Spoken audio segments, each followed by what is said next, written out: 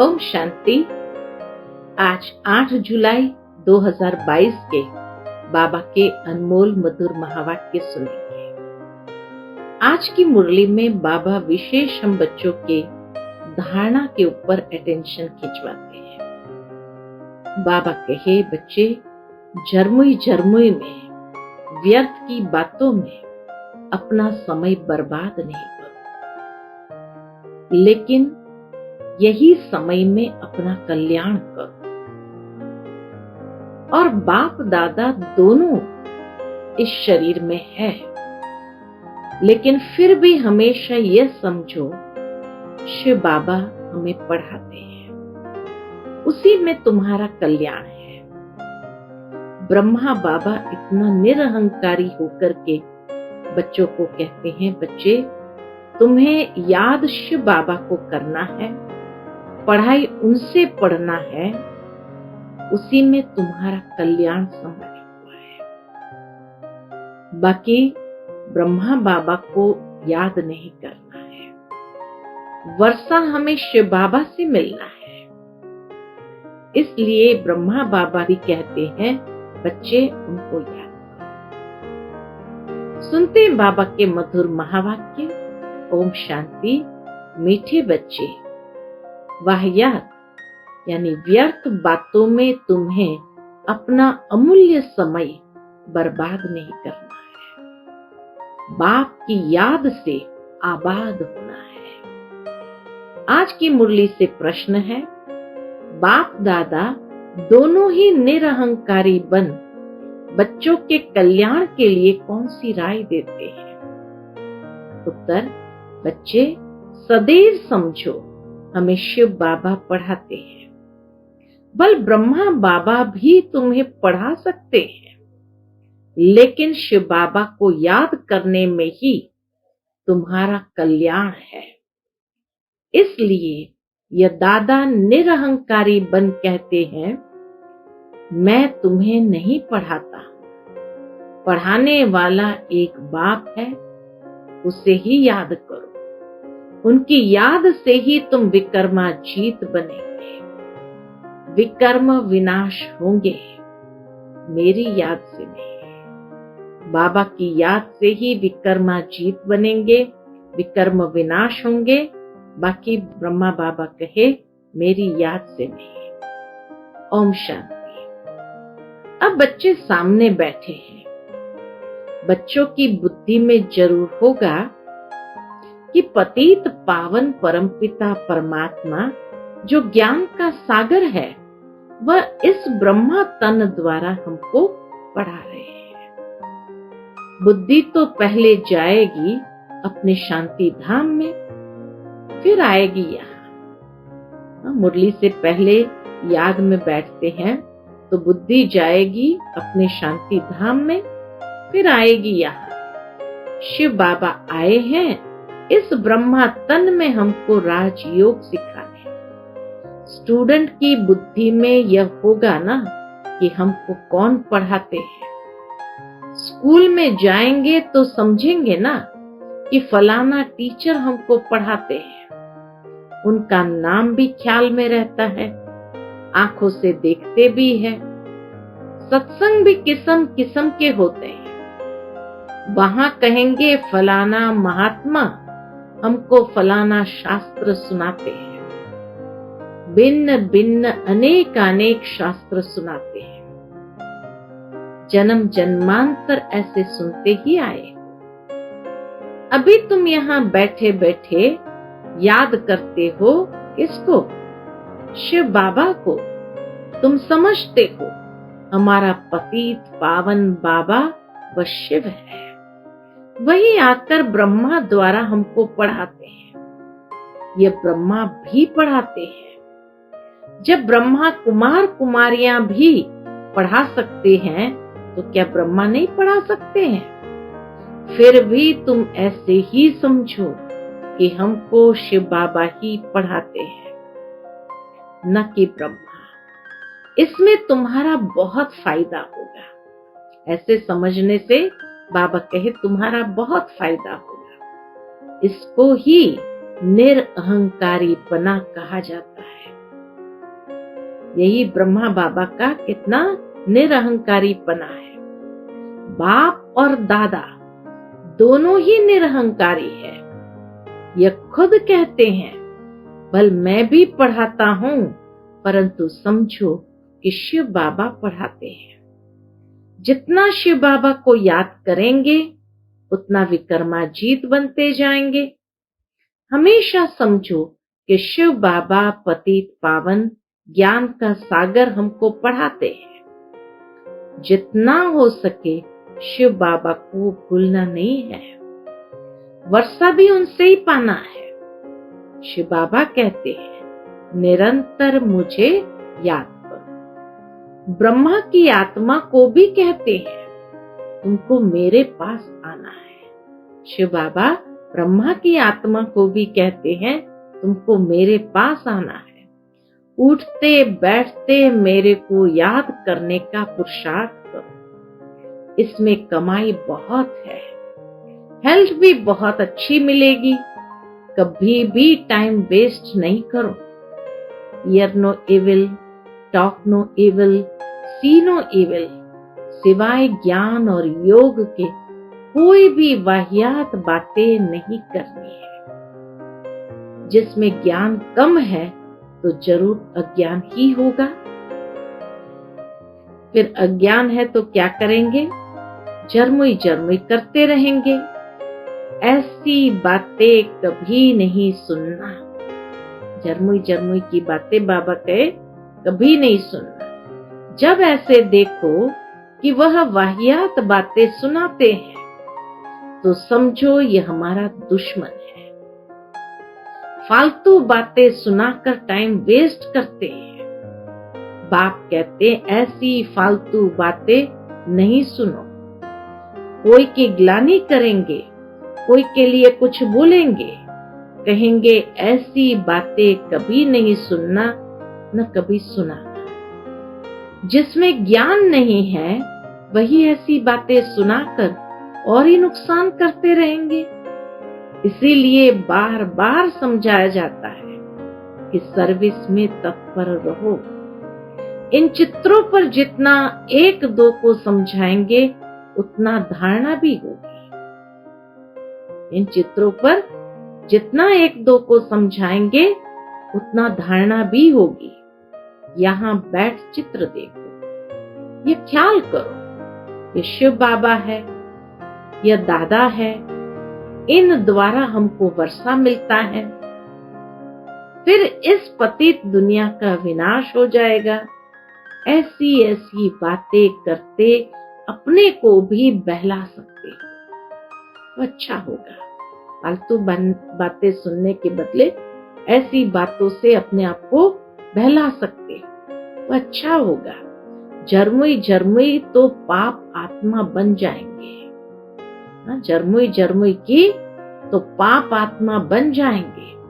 बाप कहते बच्चे पाप आत्मा नहीं बनना।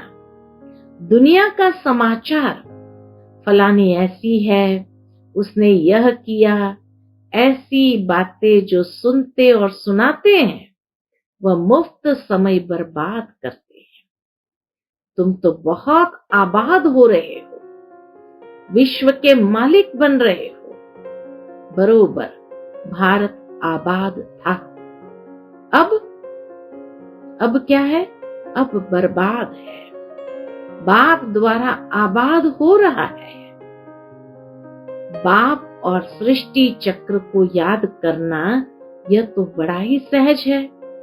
इस संगम युग का कोई को पता नहीं है। कलयुग में सब पतित है, सतयुग में सब पावन थे। बाप कहते हैं मैं कल्प कल्प के संगम युग पर आता, इसलिए पतितों को पावन बनाने। अजामल जैसे पापी भी है, यह है ही पाप की दुनिया। बाबा कहे यह है ही पाप की दुनिया, इसमें कोई चैन नहीं है। वह पुण्य आत्माओं की चैन पाने की दुनिया है। यह बातें कोई समझा न सके। किसी की भी बुद्धि में नहीं है कि चैन कहाँ मिलता है। ये तुम समझाते हो कि सुख धाम में सुख मिलता है, यह है ही दुख धाम। भल बड़े बड़े महल बनाकर बैठे हो, परंतु रास्ता सारा पतित बनाने का ही है। नहीं तो भारत की इतनी उतरती कला क्यों होती है? चढ़ती कला करने वाला एक ही बाप है, बाकी सब गिराने वाले हैं। इसमें बहुत समझ की बात है, अंधश्रद्धा की कोई बात नहीं। बाबा हर बात अच्छी तरह समझाते हैं, अंधश्रद्धा की कोई बात नहीं है। टीचर कहते तुमको बीए पढ़ाते हैं तो झूठ थोड़ी हो सकता। ये बेहद का बाप भी कहते हैं, मैं तुमको सहज राज योग सिखाकर राजाओं का राजा बनाता हूँ, स्वर्ग का राजा बनाता हूँ। स्वर्ग का राजा और नर्क का राजा बनने में रात दिन का फर्क है। नर्क में जो राजा रानी बनते हैं वह दान पुण्य से बनते हैं, अल्पकाल का सुख मिलता है। और स्वर्ग के राजा रानी बनते हैं पढ़ाई से। द्वापर के बाद जो राजा रानी बनते हैं दान से बनते हैं। और बाबा कहे स्वर्ग के राजा रानी बनते हैं पढ़ाई से। यह भी तुम जानते हो बाबा का प्लान क्या चल रहा है। सारी सृष्टि जो दुख धाम है उनको सुख धाम शांति धाम बनाना है। जानते हो भारत सुखधाम था, बाकी सब आत्माएं शांति धाम में थी। अभी तो सब दुख धाम में है, फिर शांति धाम सुख धाम में जाना है। जो राजयोग सीखते हैं वही सुख धाम में आएंगे, जो राजयोग सीखते हैं वही सुख धाम में आएंगे। बाकी हिसाब किताब चुकतू कर शांति धाम में चले जाएंगे। शांति धाम सुख धाम क्या है ये दुनिया में किसको पता नहीं है। ये बाबा भी कहते हैं हम नहीं जानते थे। जो खुद मालिक था वो भूल गया है, तो बाकी मनुष्य क्या जानते होंगे। ड्रामा अनुसार सबको गिरना ही है, अब फिर चढ़ने का समय है। बाप कहते हैं मैं आया ही हूँ, सबको सुखधाम शांति धाम ले चलिए। तुम्हारे पास बहुत आएंगे, कहेंगे मन को शांति चाहिए। सुखधाम का वार्तालाप तो कोई करने वाला है नहीं, मालूम ही नहीं है तो क्या वार्तालाप करेंगे। सन्यासी तो निवृत्ति मार्ग वाले हैं, वह तो कभी सुख का रास्ता बता नहीं सकते। तो जैसे बाप को तरस पड़ता है कि इन्हों को सुखधाम शांति धाम में ले जाऊं, बच्चों को भी आना चाहिए कि बाप का परिचय देना है। बाप से जरूर भारतवासियों को वर्षा मिलना चाहिए। हम नरक में क्यों हैं? हम ही स्वर्ग में थे, अब नरक में हैं। परंतु इन बातों को बिल्कुल ही समझ नहीं सकते। बिना शिव बाबा के समझाए कोई समझ नहीं सकते हैं। क्यों? माया ने बुद्धि का ताला बिल्कुल ही बंद कर दिया है, जो इतनी सहज बात भी समझ नहीं सकते हैं। भगवान जब स्वर्ग का रचयिता है तो जरूर हम स्वर्ग के मालिक होने चाहिए। अब नहीं है। क्यों? क्योंकि रावण राज्य है। इस रावण राज्य का विनाश तो अब होना ही है। इस रावण राज्य का विनाश तो अब होना ही है। इनके लिए वही महाभारत लड़ाई सामने खड़ी है। बड़ा सहज है, परंतु जब इसकी बुद्धि में बैठे, बुद्धि में न बैठने के कारण क्या होता है? जिसकी बुद्धि में ज्ञान की बातें नहीं बैठती है, तो बुद्धि में न बैठने के कारण आपस में झरमुई झरमुई बहुत करते हैं, टाइम बर्बाद करते हैं। ऐसी बातें कानों से कभी नहीं सुनना। तुम अपनी पढ़ाई में तत्पर रहो, तभी पद मिलेगा। पाठशाला में जो अच्छे स्टूडेंट होते हैं वो बहुत अच्छी रीति पढ़ते हैं। इम्तिहान के दिनों में खास एकांत में जाकर पढ़ते हैं कि कहाँ नापास न हो जाए। नापास होने वाले धक्के खाते रहेंगे। बाप कहते हैं जितना हो सके एक बाप की याद में रहो। सजने की साजन से सगाई हुई और बस छाप लगी। अच्छा, आज शादी की, कल पति मर गया, सारी आयु उसको याद करती रहेगी। अब वह तो पतित बनाने वाले हैं। बाप कहते मैं तुमको स्वर्ग का मालिक बनाता हूँ। तो ऐसे बाप को कितना याद करना चाहिए। माया तुम्हारा योग तोड़ने की बहुत कोशिश करेगी, परंतु तुमको बहादुर रहना है। माया कोशिश तो करेगी, परंतु बाबा कहे तुमको बहादुर रहना है। संकल्प बहुत तूफान लाएंगे जो अज्ञान काल में भी नहीं आते थे।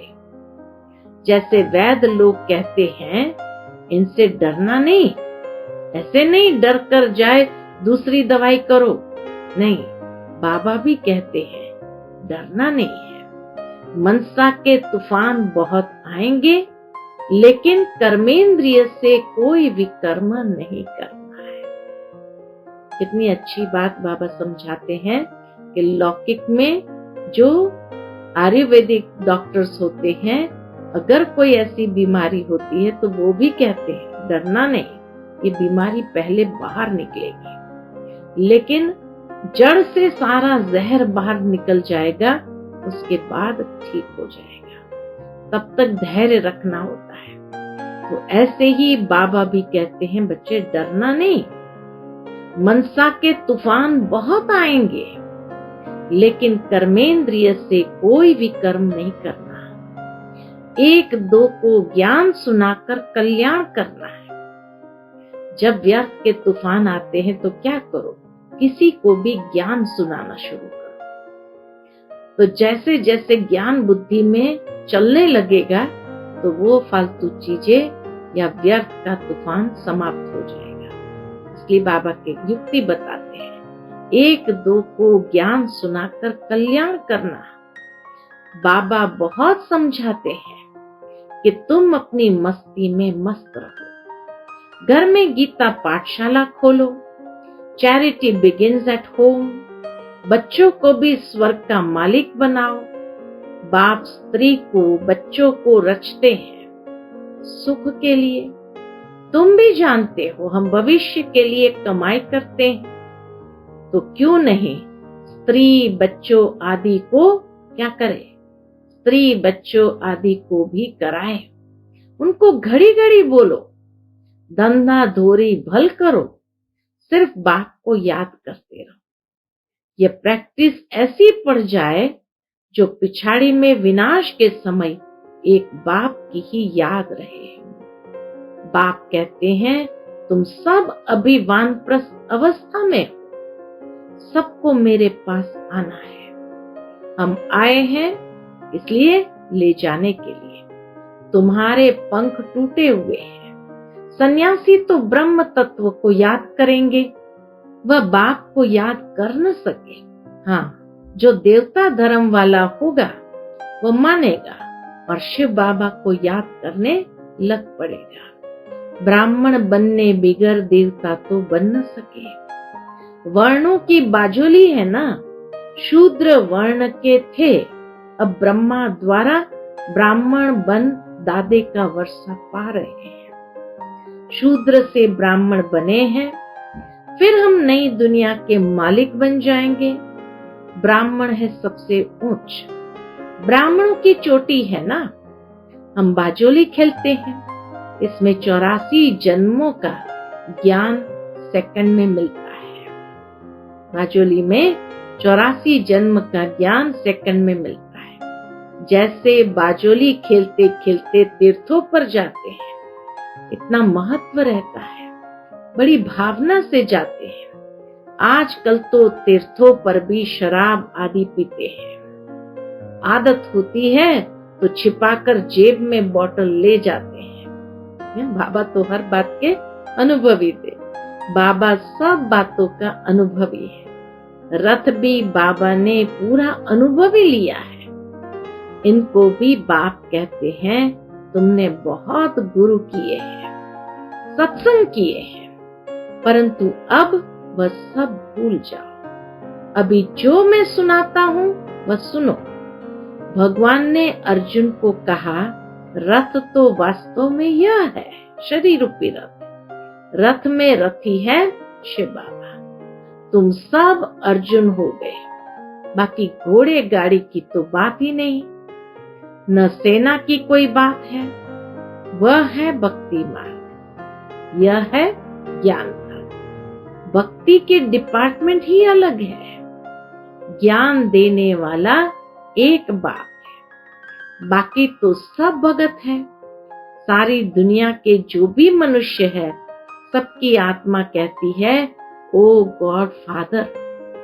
आत्माएं समझती है, वही आत्माओं का बाप है। जानती भी है हमारा लौकिक फादर भी है, फिर क्यों नहीं हेवनली गॉड फादर को याद करते हैं? बाबा कहे, फिर क्यों नहीं हेवनली गॉड फादर को याद करते हैं? सिर्फ दुख के समय क्यों याद करते हैं? बाप कहते हैं, मैं इतना सुख शांति देता हूँ, जो फिर दुख में मुझे ही याद करते हो। तो आपस में तुमको ये ज्ञान की बातें करनी है। मित्र संबंधियों के पास अथवा ऑफिसर्स के पास भी जाना है, सबसे ताल्लुक रखना है। बड़ी युक्ति से उनको ज्ञान रत्नों का दान भी देना है। शादी में भी जाना है तो सेवा अर्थ। तुम गुप्त अहिंसक से ना हो। तुम्हें किसी भी प्रकार की हिंसा नहीं करनी है, दुख नहीं देना है। अच्छा, मीठे मीठे सिकिलते बच्चों प्रति माता पिता बाप दादा का याद प्यार और गुड मॉर्निंग। रूहानी बाप की रूहानी बच्चों को नमस्ते। हम सब रूहानी बच्चों की रूहानी माता पिता बाप दादा को याद प्यार, गुड मॉर्निंग और नमस्ते नमस्ते। शुक्रिया बाबा, शुक्रिया। आज की मुरली से धारणा के लिए मुख्य सार है। पहली पॉइंट, ऊंच पद पाने के लिए अपनी पढ़ाई में तत्पर रहना है। जर्मुई की व्यर्थ की बातें नहीं सुननी है। अपना समय व्यर्थ नहीं गंवाना है। दूसरी पॉइंट, एक दो को ज्ञान सुनाकर कल्याण करना है। कभी भी मनसा तूफानों के वश को कर्मेंद्रिय से कोई विकर्म नहीं करना है। आज का बाप दादा का मधुर वरदान हम बच्चों के प्रति है, सर्व शक्तियों रूपी बर्थ राइट को हर समय कार्य में लगाने वाले मास्टर सर्वशक्तिमान भव। सर्व शक्तियों रूपी बर्थ राइट को हर समय कार्य में लगाने वाले मास्टर सर्वशक्तिमान भव। सर्व शक्तियां बाप का खजाना है और उस खजाने पर बच्चों का अधिकार है। अधिकार वाले को जैसे भी चलाओ वैसे वह चलेगा। ऐसे ही सर्व शक्तियां जब अधिकार में होगी तब नंबर 1 विजयी बन सकेंगे। तो चेक करो कि हर शक्ति समय पर काम में आती है। हर परिस्थिति में अधिकार से शक्ति को यूज करो। बहुत काल से शक्तियों रूपी रचना को कार्य में लगाने का अभ्यास हो तब कहेंगे मास्टर सर्वशक्तिमान।